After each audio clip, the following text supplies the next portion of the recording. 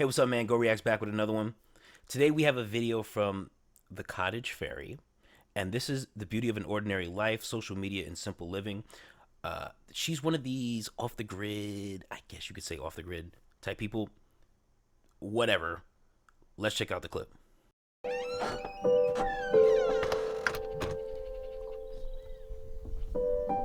Okay, hard stop. Why this angle? If this video is about what I think it's about, why don't we get an angle from the front? Why don't we see her picking flowers or whatever the fuck?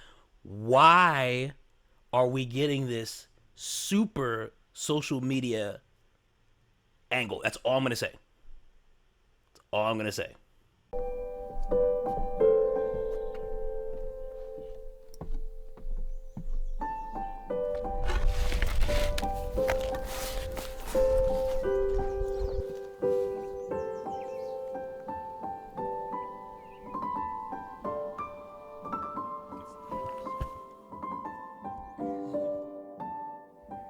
Today I wanted to share something that's been on my mind recently.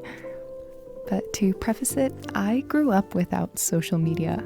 I had an account at one point as a teenager, but I rarely used it. Okay, so here we go with the first lie. Bitch, if you had a social media account as a teenager, you grew up with social media. I mean, people, they want it both ways. They want all the benefits. They want all the good that comes with having a social media account, all the networking you can do. But then they also want to stick their noses up at it. Like some fucking, I don't know for sure. Like that trash on the internet. I live off the land. I don't have those kind of insecurities that I need to project because, I'm me and I'm strong.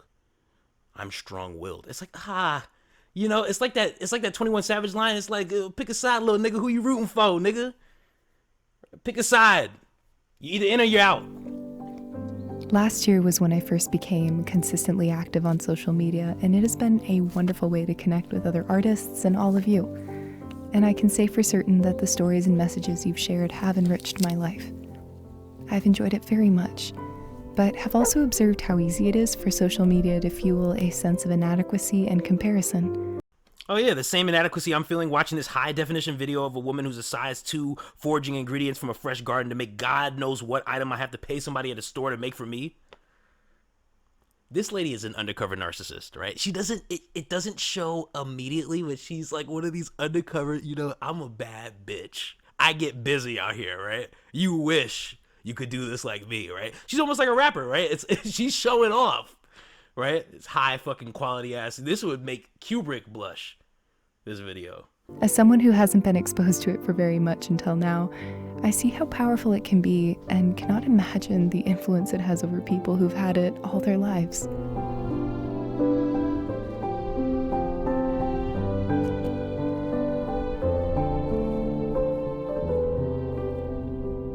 It is so easy to see what someone shares, especially their lifestyle, as something you wish you had. But in my case, that feeling never went away by moving over here. When I was in the city, I romanticized country living. And then when I moved, leaving my community and my friends, I started to romanticize city living. I'll say it again, man. Where the fuck did they get this camera? This shit looks like the Red Dead Redemption 2 of off-the-grid videos. That shit looks incredible out there, man. The high definition of it, it just looks amazing.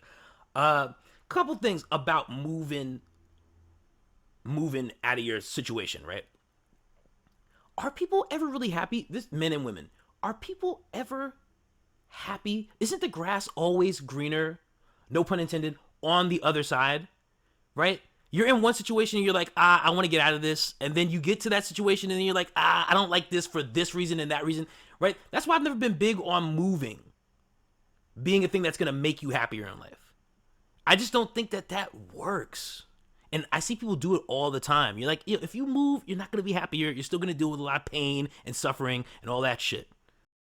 Out here, there aren't very many people, and so while it is still very possible to make friends who share your interests, it's not as easy as in the city with hundreds of thousands of people. There are a few restaurants, shops, and to get to large stores you need to take a 2-hour round trip. Initially, while living here, I missed my book clubs, my coworkers, and had a horrible sense that I was missing out on life by living in such a quiet area. I kept thinking, I'm so young, why am I not traveling the world and doing exciting things? I'd see photos of my friends online going out to restaurants and taking vacations to other places, and I felt like I was horribly boring. Yo, and I had to learn this the hard way, but niggas be hating on your vacation photos, bro. Niggas, it's not just niggas, it's everybody. Yo, this is a big point of agita for people. People do not like to, if they're at work that week or they're like busy and then they see you on social media and you're out in Vegas or the Bahamas or wherever you're at. Like the last time I went to Vegas, man, I was out there by the pool, man. There was a whole bunch of bitches out there and all kind of stuff. And yo, I could feel the hatred. I could feel it. It was palpable. You know what I'm saying? Like, I wasn't getting it directly, but the people were. There was a lot of subliminal disses going around. A lot of subliminal on. You know that subliminal social media dissing that people do. You know that. You know what I'm talking about. Where they're not. They don't at you, but you know that. You know they're talking about you, right? I felt a lot of that the last Vegas vacation I went on. You know, I'm up in the dispensary. I'm buying weed. I'm fucking winning money at the poker table. I'm having a blast out there, right? And I know I'm out there with my cousins and like my friends, and we're having a great time, right? And I could feel the resentment. So I know what this girl's talking about from both sides of it too, because yeah, sometimes you gotta admit it's a little annoying. You see somebody and they're on the beach with a bikini and they're there with their guy and his shirt's off and he's all fucking jacked, right? And they're having a good time. You get a little annoyed at that. So I understand what she's saying here. I was just working all the time on minimum wage and trying to afford my health insurance. If you live in America, you know what I mean. Well, that has now changed, and I finally feel financially secure. For a long time, I still wondered about the careers and opportunities I may have had in the city.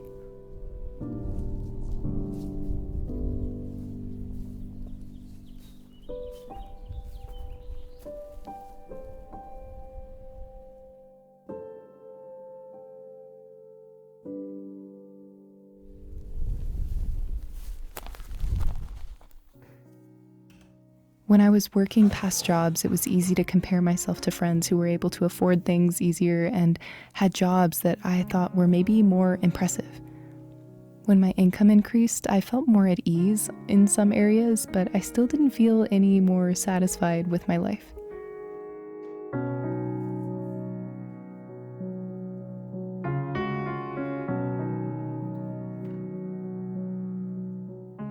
While of course I do not blame social media for making me insecure, exposure to it still made me regularly question my own happiness and satisfaction with life, especially when online everyone else seems happier than you. It brought up insecurities that I've never experienced before this year. I quickly realized how important it was to only be involved in online communities that add true value, education, or inspire my creativity. I also found that with social media, it is easy to project your own dissatisfaction or insecurity on other people, instead of empowering yourself to embrace who you are and that everyone's timeline is different. Okay, so here's where this girl is being slick and judgmental.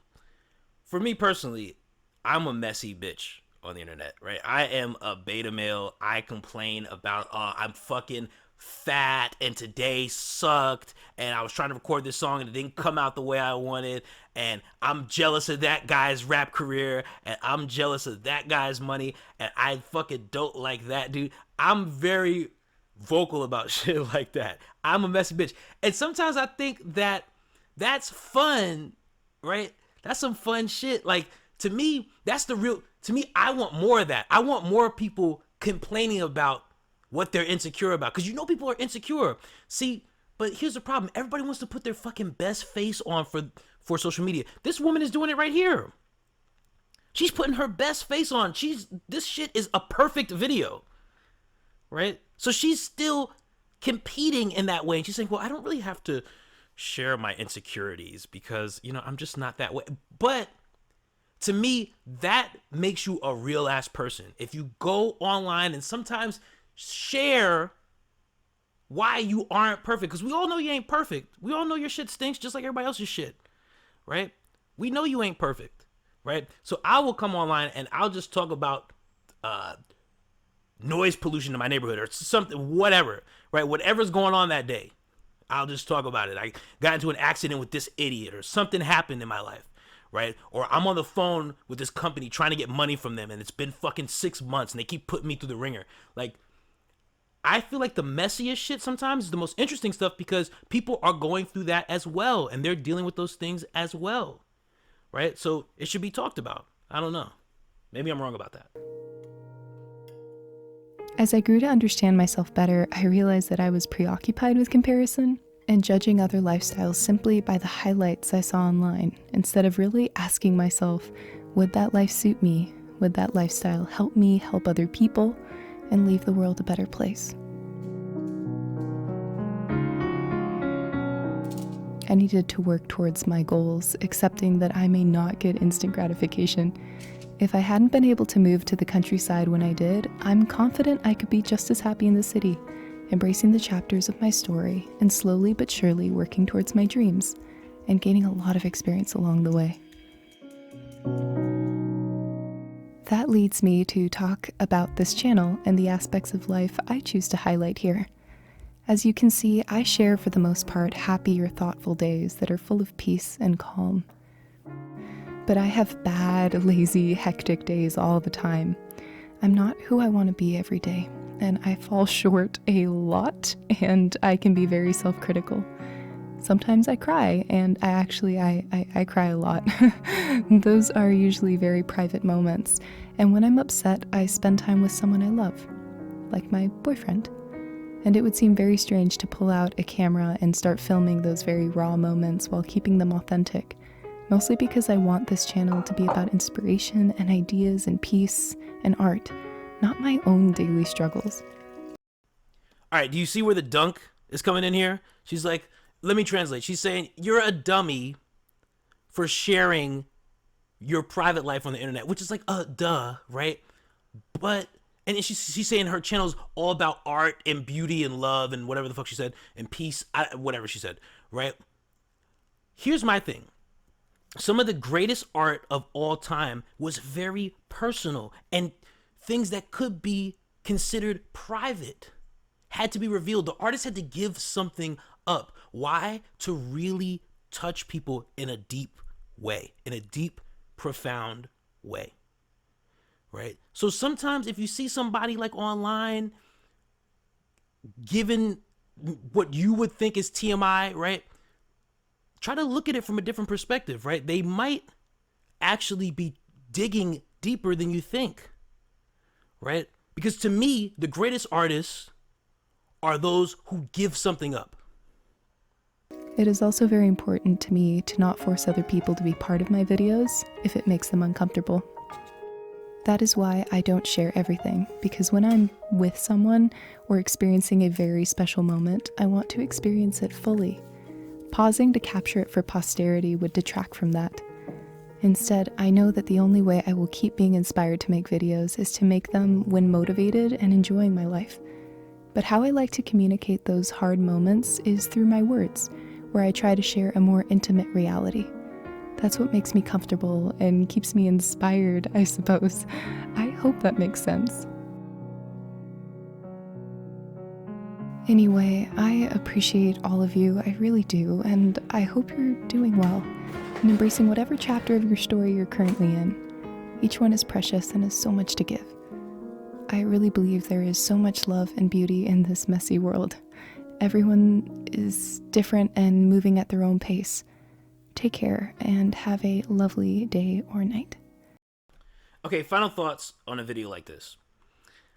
I don't love these like off the grid, I'm living off the land videos because you're not, right? And it's all this attempt to be like, I'm very humble and I live a very meek and ordinary existence, but you're posting your videos to one of the biggest social media sites in the world, right? You're not low. You're putting yourself out there. You got products on Etsy. You're using the grid. You are not off the grid, right?